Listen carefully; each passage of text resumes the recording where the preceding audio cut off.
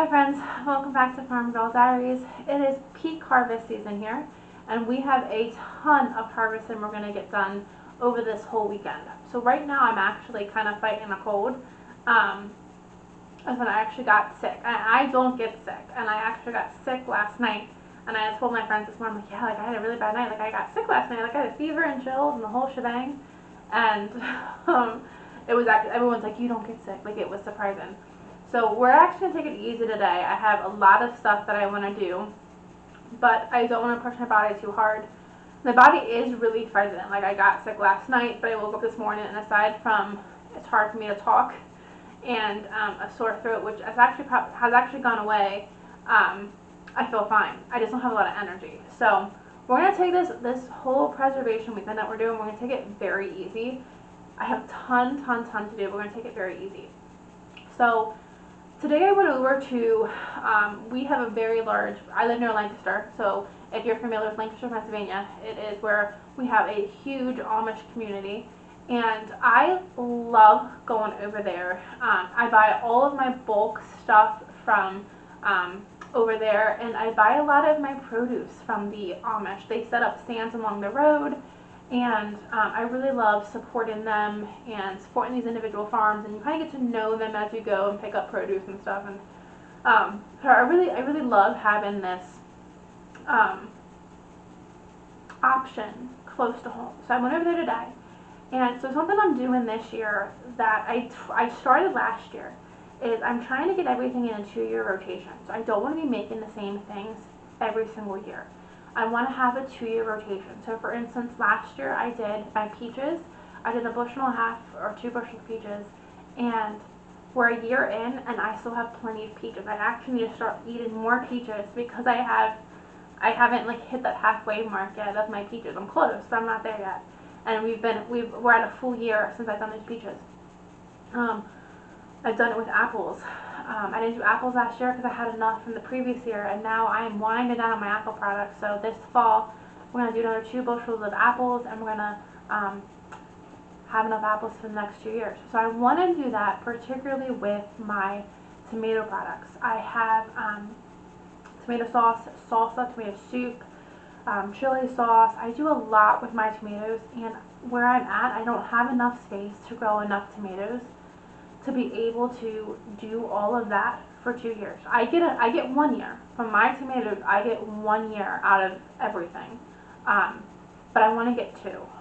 So one thing I really love is doing my spaghetti sauce and my tomato soup and my salsa, like those top 3 right there. I don't even make them every single year.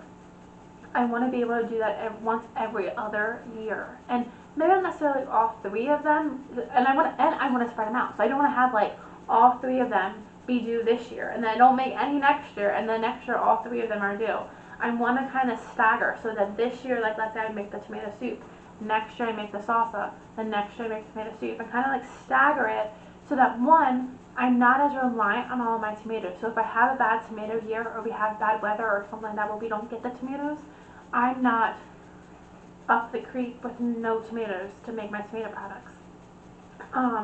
And then 2, if there's a medical emergency, family emergency, work emergency, if there's some reason that I can't be here when the tomatoes are coming in to get the tomatoes in, again, I'm not kind of dying. So there's a lot of different reasons I want to get on the every other year bandwagon. So I went over and I bought a whole bunch of tomatoes today, and I'm excited to show you everything we got because we had some amazing deals. We also have a ton of other things coming in. I have my pickles coming in. I keep waiting. I have all my pickles in the fridge. I keep waiting for a big harvest of pickles, and I'm picking like 2 at a time. So I've been putting them in the fridge. So this weekend they're going to turn into pickles, and we're going to get them on the cannon shelf. And then I also have my last round of zucchini. I still have zucchini plants in the garden that are flowering, but I don't think at this point they're going to produce anything. It's just too hot. But I have more zucchini plants that I started from seed a couple weeks ago that have been hardening off outside, and my hope is to get the fall garden planted today. It's August 11th, I think. So my hope is to get the fall garden planted today. They're calling for a ton of rain tomorrow, so that's the perfect time to get these puppies planted into the ground. So I have a ton of zucchini from the garden that I have picked, and that I'm just going to turn into the zucchini cakes. made this with you in the last video that I posted. So by the time you guys see this, it'll be a couple weeks ago. But I made zucchini cakes, and I honestly don't really have a recipe. I just kind of throw things in there, and I've never gone wrong. I don't think you can go wrong with it. You can add more breadcrumbs, less breadcrumbs, more cheese, less cheese. You can add more onion or cheese, or you can add whatever level of whatever you want, and I don't think you can mess these up. The only thing I did do is I added some crushed red pepper flakes, and I like a little bit of spice, but my mom does not, and she still likes them, but she was dying a little bit because I need to make her a batch for her freezer that has no heat to them whatsoever. So keep in mind when I show you everything we're also going to be doing, keep in mind the pickles need to be done this weekend, and the zucchini cakes need to be done this weekend. So I'm taking you in the dining room, and I'm going to show you everything we got and all the things we're going to do. Again, we're going to spread it out over this weekend. I don't have the energy. I have the motivation, but I don't have the energy to get it all done today. So I'm going to get the one thing started today, take a break, and kind of just keep coming in now as the weekend goes on. Okay, the first thing I got was this massive box of canned tomatoes. Like, look how big that guy is. So this box of tomatoes is only $10, and it is a full box of tomatoes. So these tomatoes are going to become my tomato soup. So this is the first project I want to get done today. I want to get these guys washed and cored and in the roaster oven.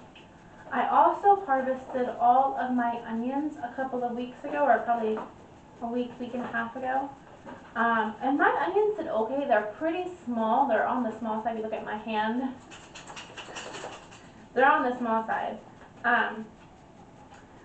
And I haven't cured these. These are kind of cured on their own, but I haven't honestly cured these for long-term storage. So these are the onions we're going to be using for all of the recipes that we're going to be making today. But first thing we're going to do is this tomato soup. But before we get to the tomato soup, let me show you what else we got.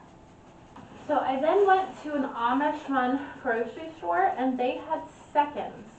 And if you're not familiar, seconds are when things just aren't as pretty as it should be. So some of these are a little wrinkly, they're a little bit past their prime.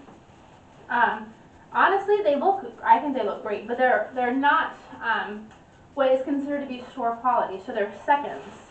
So I got this entire bag of seconds. Look at this bag. For $1.99. I should have bought more. For $1.99. So this bag is something new we're going to be doing this year that I'm really, really excited about, and this is going to be bruschetta. I found a whole bunch of there's recipes in the Ball cooking there's recipes in the Ball handbook for a canned bruschetta. So we're going to make that this year, and I'm really, really excited. I also then got 5 pints of cherry tomatoes, again for $1.99. So, I mean, let me show you. A good amount of cherry tomatoes. These obviously are not grown by the Amish. They're packaged and shipped in, but they were $1.99, so we're going to use them. My cherry tomato plant this year got eaten, so I have one sun-glow cherry tomato, which I'm obsessed with, but it's every tomato puts off, I've been eaten, so I haven't been able to preserve any of them yet. So I got these, and I know Jill at Whisper and Willow, she preserves her cherry tomatoes. I think she dehydrates them and puts them in oil. And then when she wants cherry tomatoes to add like a pasta salad or something like that, she can just pull it out of the oil and it's ready to go. So I'm not 100% sure how that's done yet. So once I get the tomato soup tomatoes done, we're going to look into how to preserve these guys up in that kind of fashion. I then also got a whole bag, and I'm not going to pull them up because these are kind of in bad shape. I have 1, 2, 3, 4. I have 4 packs of bananas, again for another $1.99. Some of them you can see are in bad shape. I initially got these for the bunny, and then I was just going to get like 1 pack of bananas, and then I realized it was a whole container, so then I just got 4. So we're going to save some for the bunny. And I know some of them is going to go into making some banana breads for the freezer, banana breads and banana muffins for the freezer.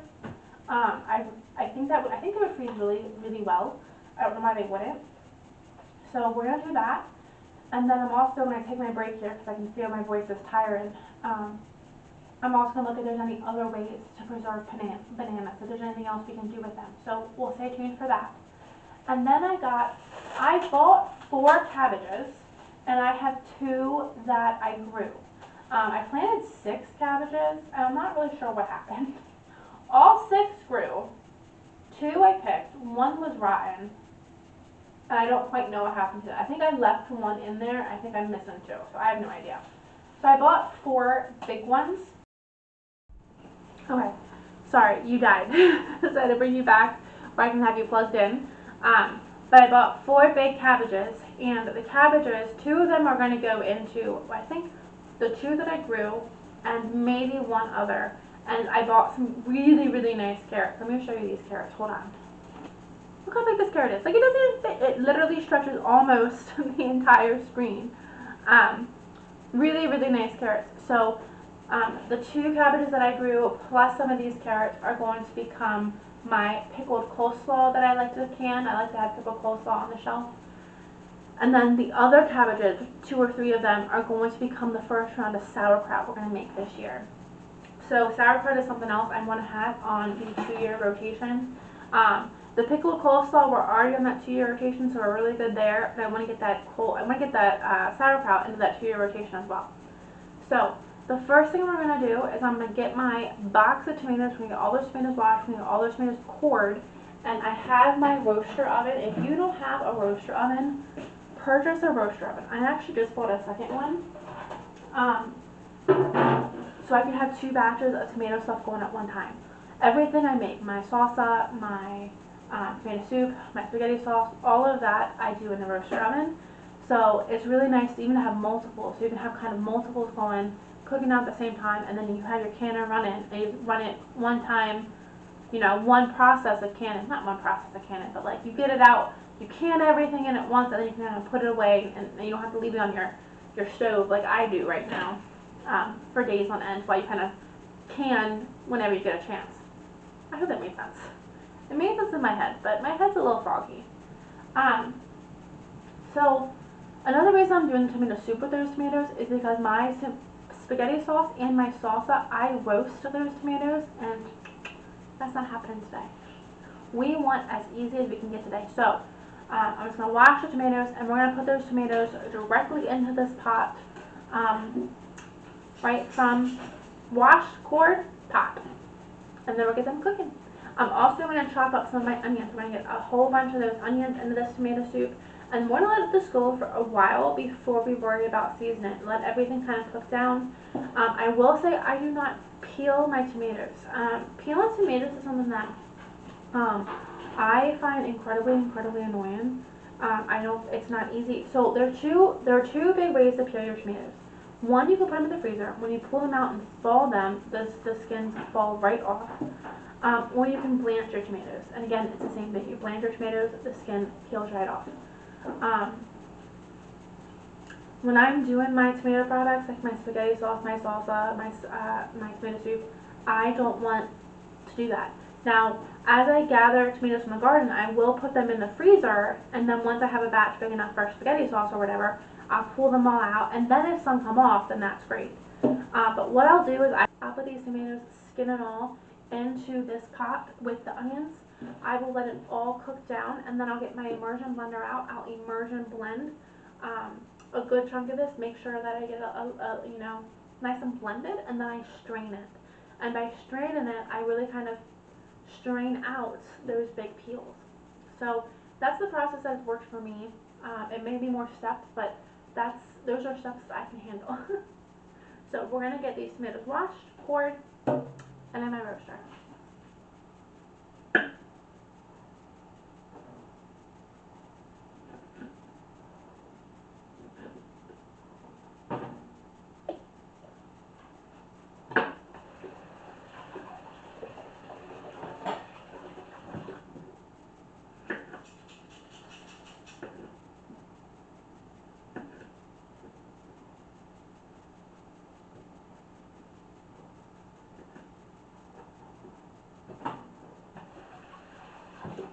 And you'll see me cutting off the bottom of the tomato, and I do that because I don't actually know if it's true for tomatoes, but it's true for a lot of other things, especially cucumbers and pickles and stuff.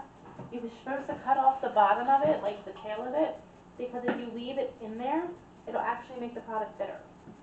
So, I'll be honest, I don't know if this is an old wives' tale or not, but it's how I learned to do it. That's how I do it.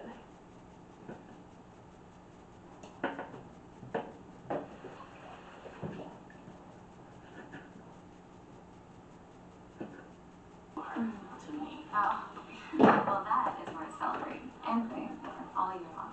How many roads lead back to the lemonade stand?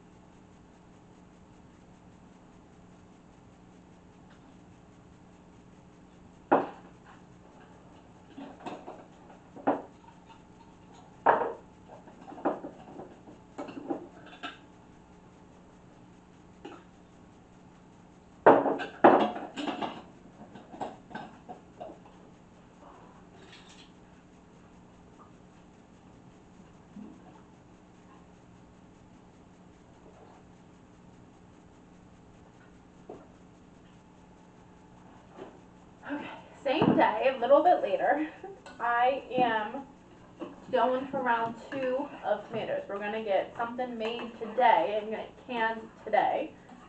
I don't really feel like it, but I also don't feel like having kind of everything piled on at the end of the weekend, and I'm like, crap, I have so much to do. So this shouldn't take too long. We're gonna do it, and I'm excited for this. So I found this at the end of the season last year. This is my canned bruschetta, and I'm so excited. So I have a big pot of goodies. I'm gonna put this on the stove to boil. I'm gonna fill up my hot water bath, and I'll be back to tell you what I have in here and how we're gonna make this. Okay, I have the dressing on the stove. I have my hot water bath on the stove, coming to temperature. I have my pint glasses washed. Now let me tell you what is in the dressing pot and what my next step is. So in that pot, now I am doing 2 batches. It says one batch is 7 jars. So we're gonna see how much we get. I'm doing 2. So I'm gonna read the directions for 1 batch, but I did double everything. So in that pot right now is 5 garlic cloves finely chopped, a cup dry wine, 1 cup dry white wine, 1 cup white wine vinegar, 1/2 cup water, 2 tablespoons sugar, 2 tablespoons dry basil, 2 tablespoons dry oregano, and 2 tablespoons balsamic vinegar. Now I didn't have white wine vinegar, and I was going to run to the store and get some, and I didn't feel like it. So I used apple cider vinegar. I think that's going to be just fine. I also thought about using red wine vinegar. I have a big thing of red wine vinegar, and the only reason that I didn't do that is because I was afraid it was going to turn the whole mixture like too dark. But I added the balsamic in there. I think the balsamic did that anyway, so I think you could have gone the red wine vinegar route as well if you didn't have the white wine. So what you do with that, you put all of those ingredients I just listed into a pot, and you bring it to a full roll-in boil, and reduce the heat, cover, and boil for 5 minutes, or until the garlic is heated through. Then you remove from the heat. And then we're going to do something called hot packing. So what we're going to do is we're going to take our tomatoes, we're going to chop them up, and we're going to put them in these pint jars, and then we're going to ladle that dressing into these jars. That's called hot packing. And then we're going to put it in the water, and we're going to boil it for 20 minutes. So what I'm gonna do, I'm gonna move this to the side. So each batch takes about 9 cups of chopped plum tomatoes. I'm using a mixture. I have a solid amount left from the tomato soup. The tomato soup is full, so that's why I decided to do this. And then I have a whole bunch of a mixed bag of tomatoes in the dining room that was $1.99 for my purchase earlier. So I'm going to, this is an 8-cup measuring cup. I'm going to fill this up first and kind of see how many tomatoes I get. Okay, this is 8 cups. It doesn't hold 9. The recipe calls for 9 cups per batch. But I cut them a lot bigger. I was cutting them the size that I personally like a bruschetta to be cut at. I don't know if you can see. Can you see that? Not really, but just like very small pieces. That's how I like my bruschetta when I eat it. But the book said to do it about 1-inch pieces, so that's what I did here. And I'm thinking that's probably because once you can it, that whole canning process might break the tomatoes down a little bit. So if you do them too small, it might turn into a bruschetta like juice and not actual bruschetta. So for this first go round, I'm gonna leave them full, and we're gonna go from there. So I am going to, my mixing bowl is full, so I am going to start taking some jars. My juice is done. It boiled for 5 minutes. So now I'm just going to start taking some of the tomatoes and putting it in jars. When I make bruschetta, a must for me is red onion. I need to add red onion to it. And I do like to add a shredded mozzarella cheese to it. Now obviously you cannot can mozzarella cheese, and you can red onion, but the recipe does not call for red onion. So I don't know what that could be. If it could be like the onion sits with the tomatoes too much and it kind of overwhelms everything. Maybe the onion's not crisp enough when it comes out. I'm not really sure, but I'm okay with it. I'm gonna follow the recipe exactly. And the reason I'm not adding the red onion is I'm gonna add it when I serve this. So when I go to use the bruschetta, I'll just dice up an onion, throw in some mozzarella cheese, and then we should be good to go. So that's at least the plan. So first go around, I'm going to stick with the recipe. So I'm going to go ahead and start getting these packed into jars.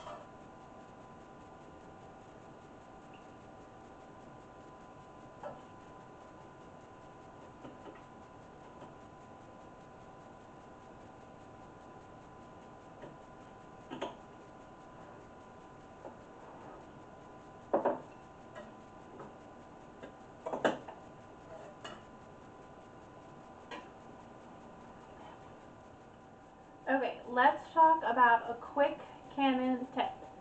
So my first jar looks something like this. If you can see, let me bring you down. It looks like this compared to this. This is all of those spices, that garlic, all of those herbs. This is just basically the broth. I did stir this before I went about ladling it up, and it just kind of happened. All of the goodness sat at the bottom of the pot. So the first couple of jars got more liquid in them than spices. So what I'm going through doing is I'm kind of just evening them out so that every jar has spice and liquid. You want to leave about an inch of or a half inch of headspace, right? Half an inch headspace, yep.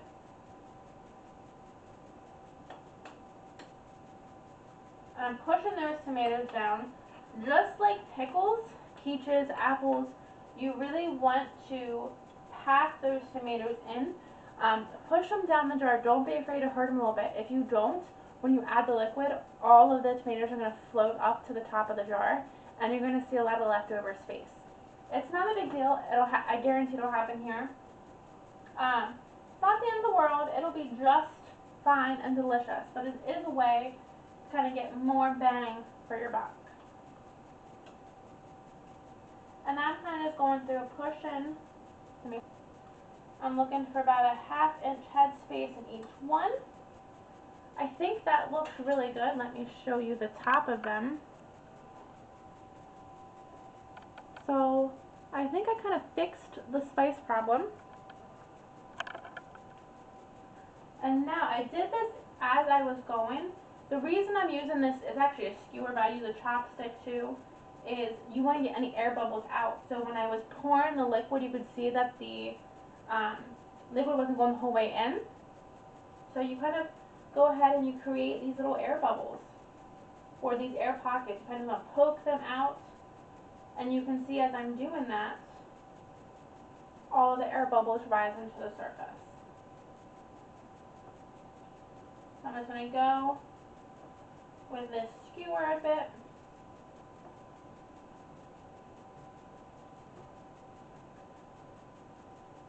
Tanner's trick is, let's say I didn't have enough vinegar, and I actually had the perfect amount of the vinegar mixture. So like I said, I doubled that recipe, and it gave me 2, 4, 6, 7, no, 2, 4, 6, 8 pints. So I'm gonna Google real quick the book, which is Complete Book of Home Preservation. I really recommend it. It has a lot of yummy things that sound really yummy that I'm gonna make in it. It says one batch makes 7 8-ounce jars. So I'm really bad with math. I thought these were 8-ounce jars, but I'm wondering if these are 16. So I'm gonna Google real quick and find out what these are, because that'll affect my timing of how long they're gonna go in the canner for. However, if I didn't have enough liquid, and let's say I just had one that just wasn't topped off, and this one honestly could use a little bit more liquid, as it is. But let's say I was just half a jar short. I had enough liquid like up to here, let's say. I was half a jar short. I would pull from all of my jars, take a little bit out of each one, kind of get them all as high as I can so they're all equal, and then I would add a splash of water. Everybody does that, especially tomato soup, tomato sauce. Just add a little splash of water, and that'll get you the rest of the way to the top. You want to make sure you do have enough liquid in there when you're canning. But who wants to go back and make a whole other batch when you just need like this much liquid? So always add in a splash of water. That'll be just fine. So what I'm going to do now is I'm going to get my paper towel, and I am going to be using vinegar. When canning, you want to wipe off the rims of all of your jars.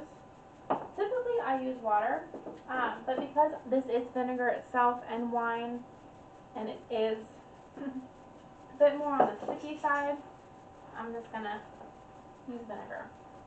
Get all of these jars wiped really, really good.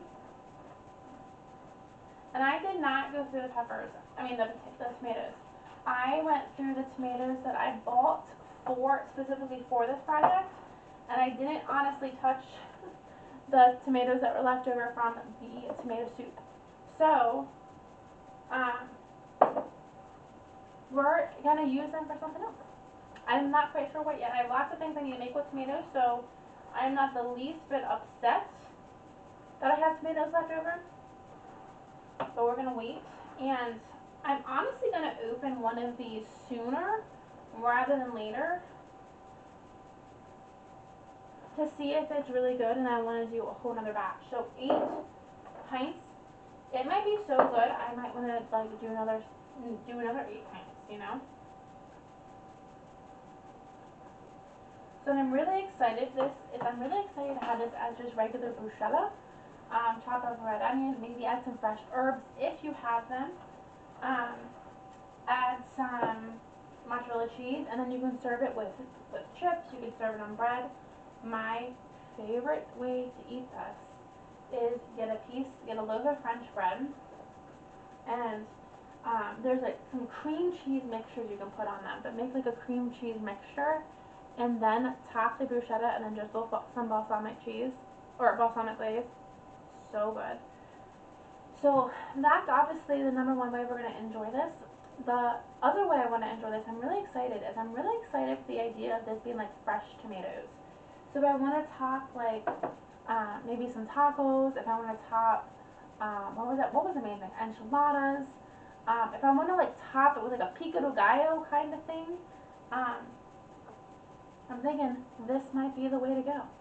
So like I said, I'm really excited about it. We're gonna get this canned, and we're gonna open one this video, but soon, so I know if I want to do a whole nother batch before summer is over. Okay, friends, I am so annoying. So I looked it up. A 8-ounce jar is a half pint. I'm using pints. And I'm honestly sure that this would be fine. Tomatoes, I have lots of vinegar. The only addition is the wine, which I cooked out. So I'm honestly sure I could use pints. But every single recipe I looked at is half pint or smaller. So I don't have half pints. So I am now gonna run to the grocery store and get a box of half pint jars so that I can get these canned up. The annoying thing is that I think for me, a half or a pint would be like a decent appetizer. I think for the half pint size, you're going to have to add a whole bunch of it to get it where you want to go. Or to have enough for like a party. But I'm going to follow the recipe. We're going to do half pints. I gotta go get some. So I'm just going to cover this with a towel. And this is no longer going to be hot. It's not quite hot anymore as it is. I'm going to run to the store. It's right down the road. Get some half pint jars. Come back home and throw these in the hot water canner for 20 minutes. So I'll see you guys back on the next project, and I'll show you what these look like when they come out.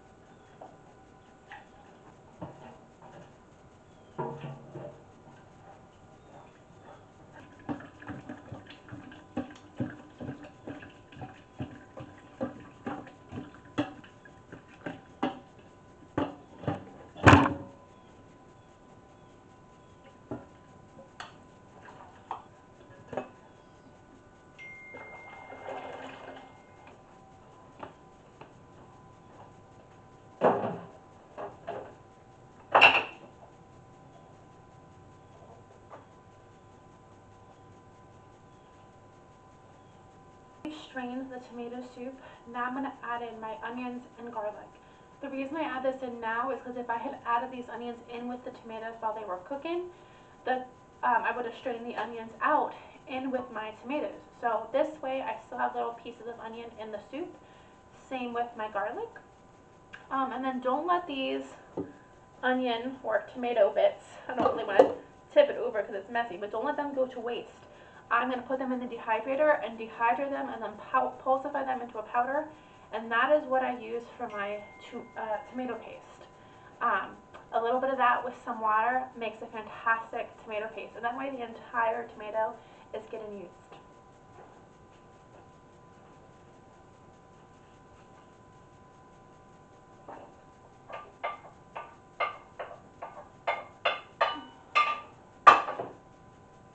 So I just chopped up about 5 small onions. I'm just going to go in for taste. So I'm just adding those onions in there and some garlic, and I'm going to let this cook down.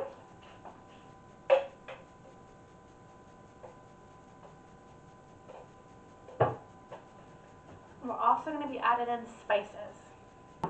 Now to this I'm going to add in some dried basil, and I'm also going to add in a little bit of sugar. The reason I want to add in sugar is because I want to just cut that acidity just a little bit in those tomatoes.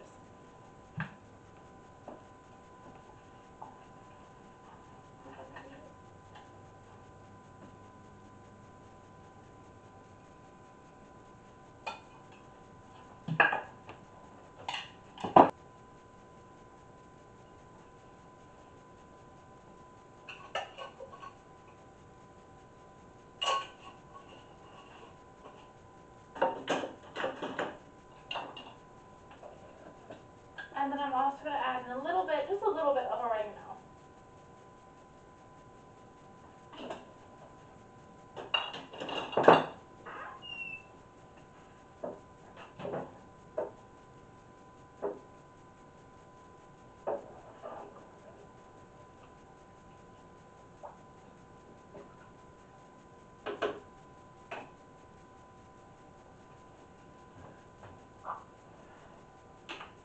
Now I let those tomatoes cook for about 24 hours, so that sauce is already pretty thickened.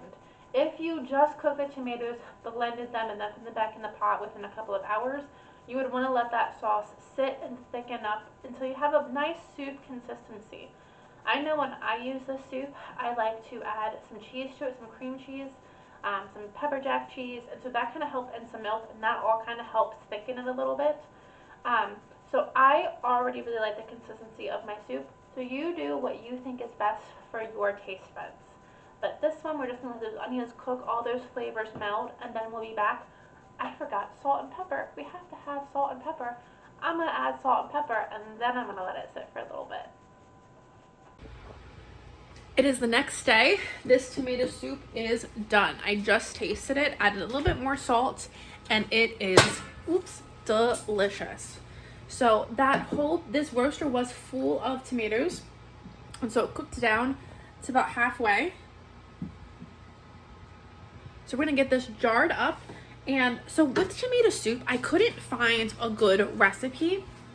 I found a couple, but nothing for like a solid tomato soup. So with this, I'm gonna err on the side of caution, and I found one that said soups need to go for 75 minutes for quarts. I honestly don't think this needs to go for 75 minutes, but that's what I'm gonna do anyway. Just to err on the side of caution. And when I ladle this up, I'm gonna do a tablespoon of lemon juice in each quart jar, and that's gonna help make it safe for canning. So I'm gonna wash my quarts. This is gonna be pressure canned for 75 minutes. Don't forget that tablespoon of lemon juice. Let me get this done, and I'm gonna move on to the next project.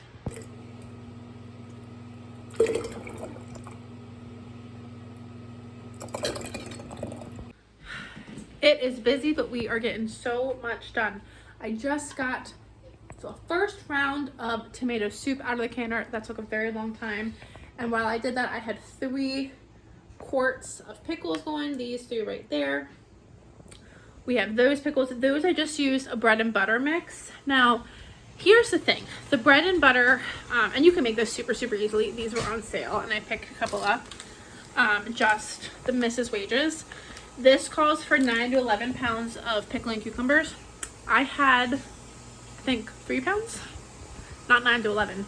I should have picked up more pickles when I was over in Lancaster the other day, but oh well. I got 3 quarts, and that's honestly fine with me. When I do pickles, I prefer to use the Vlasic zesty bread and butter pickles anyway. And while these are bread and butter, they're not gonna be as good as Vlasic, so that's fine.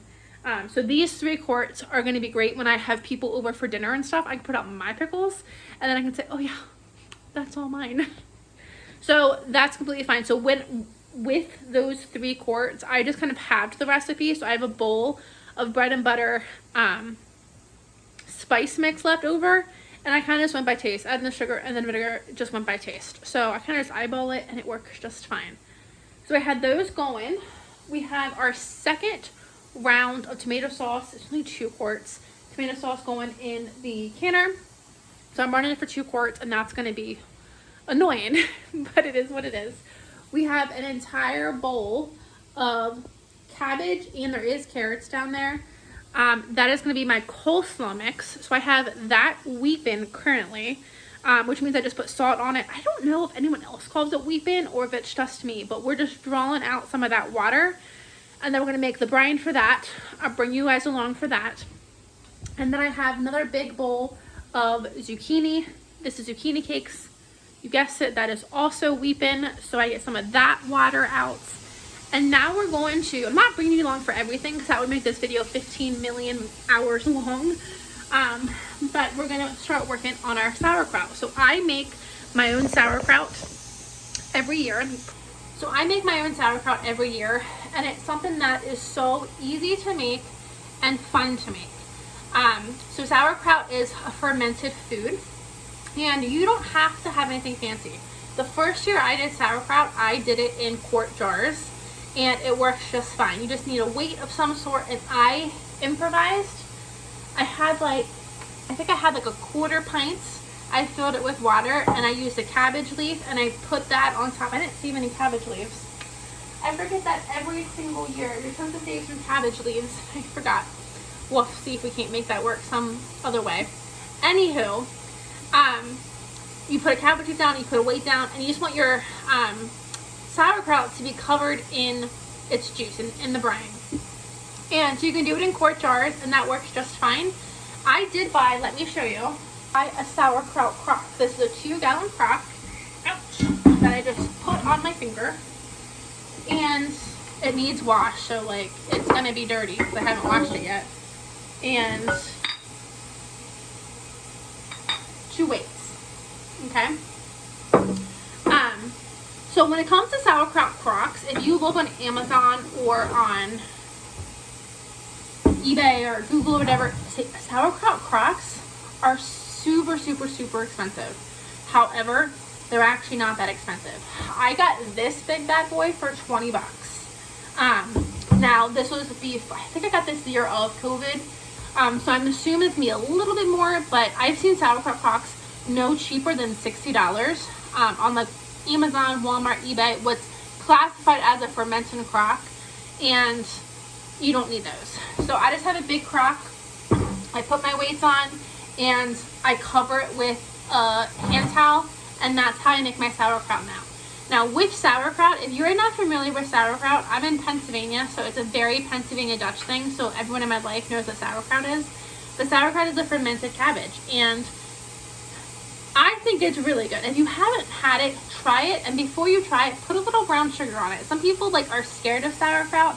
I love it regardless, but I specifically love it, which is a little bit of brown sugar on top to kind of sweeten it up a little bit.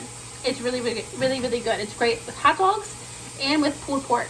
Delicious. And mashed potatoes. So good. So, sauerkraut is a fermented food. So if you're familiar with fermented foods at all, fermented foods are really good for your gut health. When I first started making sauerkraut, we came across a couple of issues. First being, I want to can my sauerkraut.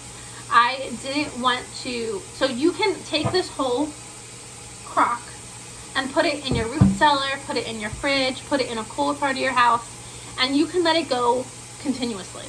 The idea originally behind sauerkraut was that every day you ate a bite of sauerkraut because it was your dose of probiotics. It was your dose of gut health. So that was the original purpose of sauerkraut. I don't want to keep this in my fridge. This thing is so big, it would take up my whole fridge. And I know that we have sauerkraut a lot in summertime cookouts. We have it at New Year's Eve, or New Year's Day. Sauerkraut, pork, and mashed potatoes is our New Year's Day dinner. It's a Pennsylvania Dutch thing. So I know I want my sauerkraut for then. I don't just want to let it kind of keep sitting and fermenting this whole time.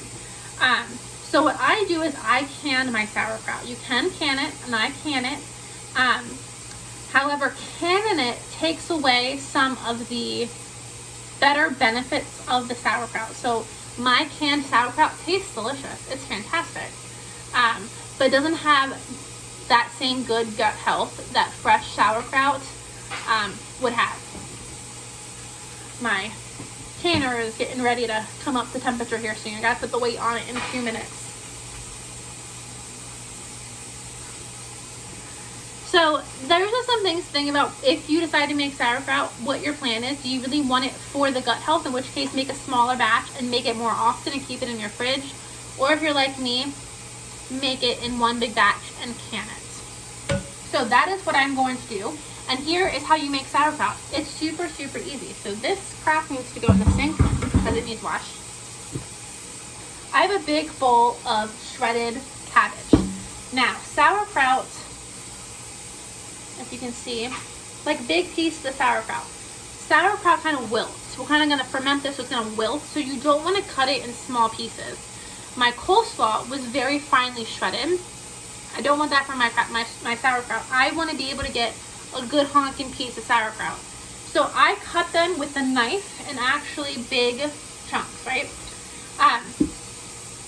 And so how you do sauerkraut is we have it in this big bowl. I'm gonna add salt to it. So you want 1 tablespoon of salt per pound of cabbage. And that's really important to know because once the cabbage will release all its own juices. Once it started releasing juices, we'll toss it all around, we'll put it in our crock, we'll put our weights on it, and our weights have a hole in it because we want to make sure that our cabbage is completely covered by its own liquid. So we also have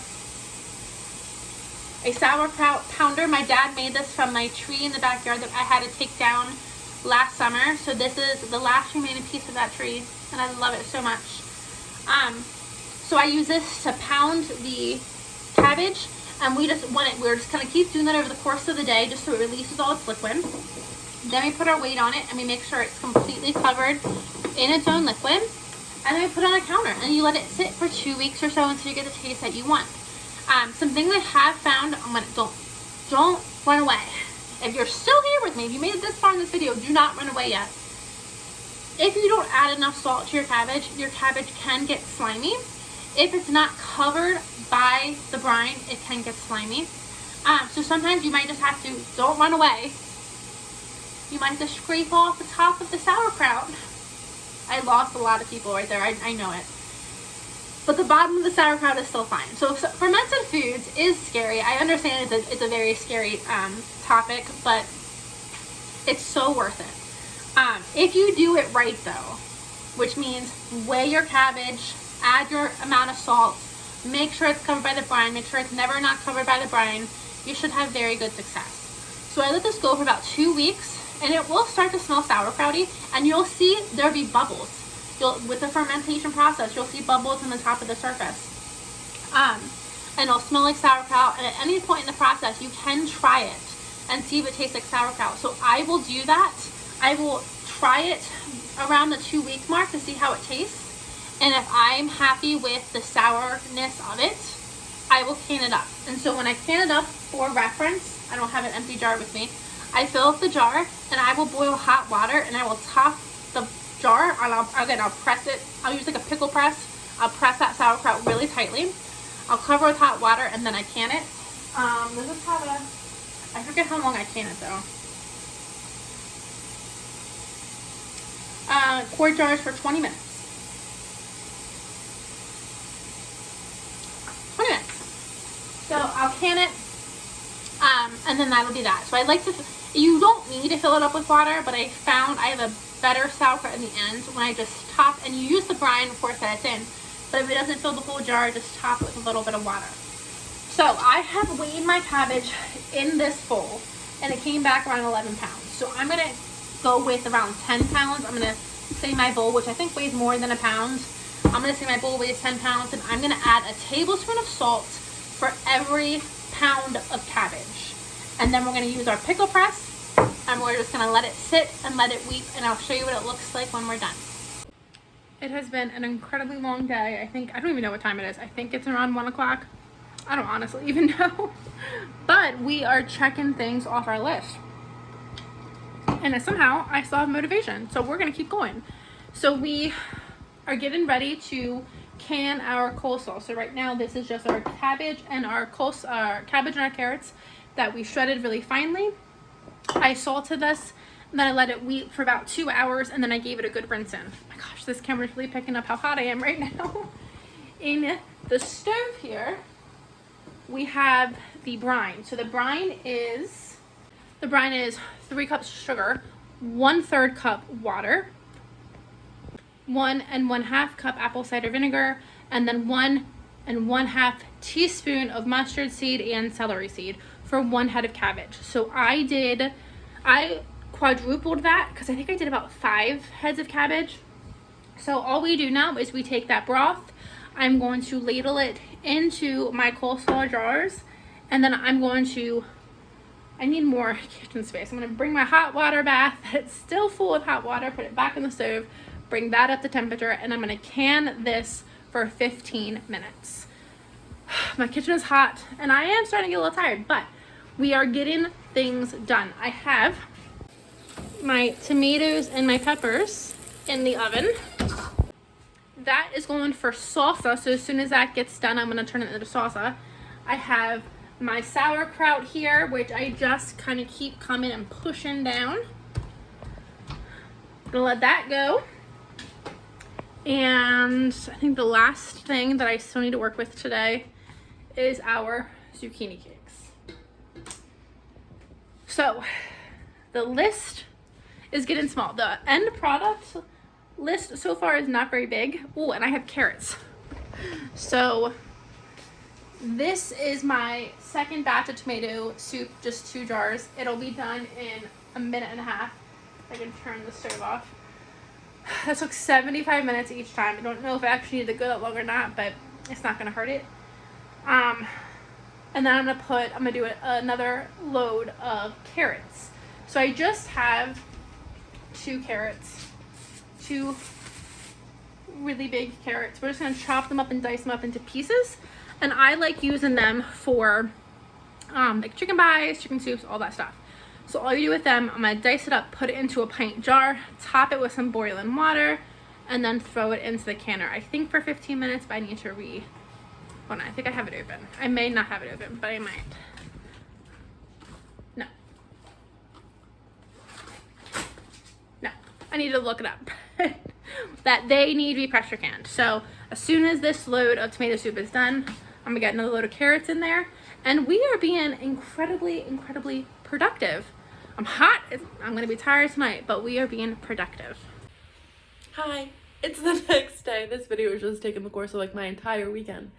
But if you come down here, you can see there is water on top of that cabbage. And that's what we want. All the cabbage submerged in its own brine. I have the weights on. I'm just gonna put a towel with one hand. That's hard. I'm gonna put a towel on it. And I'm just gonna put this in my dining room in a cool place for about 2 weeks. And then in 2 weeks, I'm gonna test it, taste it for its taste, see if I like the sourness that we've achieved. And then I'll can it up.